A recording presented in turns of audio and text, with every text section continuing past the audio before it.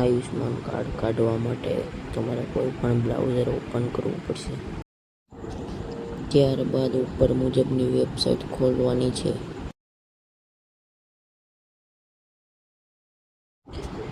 Website ખુલે એટલે તેમાં તમારો મોબાઈલ નંબર, કેપ્ચા કોડ અને ઓટીપી નાખી અને લોગિન થઈ જવાનું છે. બેનિફિશરીમાં લોગિન થવાનું છે.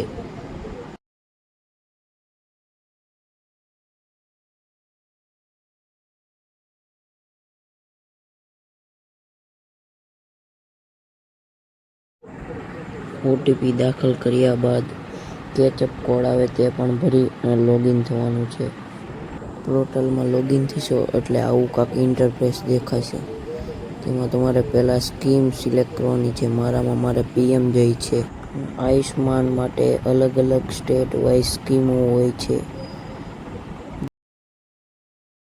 આમાં પહેલાં તમારે સ્કીમ, પછી સ્ટેટ, પછી સબ સ્કીમ, ડિસ્ટ્રિક્ટ અને સર્ચ બાય. તેમાં તમારે રેશન કાર્ડ, આધાર કાર્ડ અથવા પીએમજય આઈડી ત્રણમાંથી કોઈ પણ ચાલે. સબ સ્કીમમાં તમારું રેશન કાર્ડ કઈ કેટેગરીમાં બન્યું તેનું આવે છે, એટલે જેને જે સ્કીમ લાગુ પડતી હોય તે સિલેક્ટ કરવું. સબ સ્કીમમાં જેને નોન એનએફએસએ કાર્ડ હોય તેમણે પહેલું જે છે તે સિલેક્ટ કરવાનું રહેશે. જેમનું નામ લિસ્ટમાં ન હોય તેમણે વારાફરતી બધી સ્કીમમાં ટ્રાય મારી ચેક કરી લેવાનું રહેશે. ગુજરાતના ઝાઝા ભાગના લોકોને સબ સ્કીમમાં પહેલી, બીજી અથવા પીએમજય જે છે તેમાં સિલેક્ટ કરવું. તેમાં ત્રણમાંથી હશે જ. જેમના કાર્ડ બની ગયા છે તેમના ઉપર લીલી ટીક હશે અને જેમના કાર્ડ નહીં બન્યા હોય તેમાં પીળી હશે અને જેમને રેશન કાર્ડમાં કેવાયસી બાકી હશે તેમને લાલ કલરનું હશે.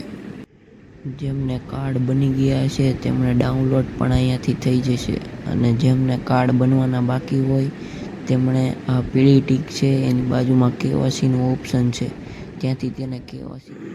આમાંથી ઝાઝા બધાને હેઠે લખેલો આવશે નોન એનએફએસએ.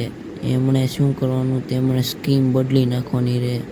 આમાંથી જેમને ખબર છે કે તેમનું કાર્ડ કઈ કેટેગરીમાં બન્યું છે તો તેમણે પોતાની મુજબ જ સ્કીમ સિલેક્ટ કરવી. 70 વર્ષથી વધુના માટે તો લિસ્ટમાં નામ આવ્યા વગર જ તે કાર્ડ બની જાય છે. તમારી પાસે આયુષ્માન કાર્ડ છે જ નહીં તો તમારે આધાર કાર્ડની બદલે રેશન કાર્ડ જ નાખવું તો જલ્દી મળી આવશે. વિડીયોને લાઇક, સબસ્ક્રાઈબ અને કોમેન્ટ કરજો.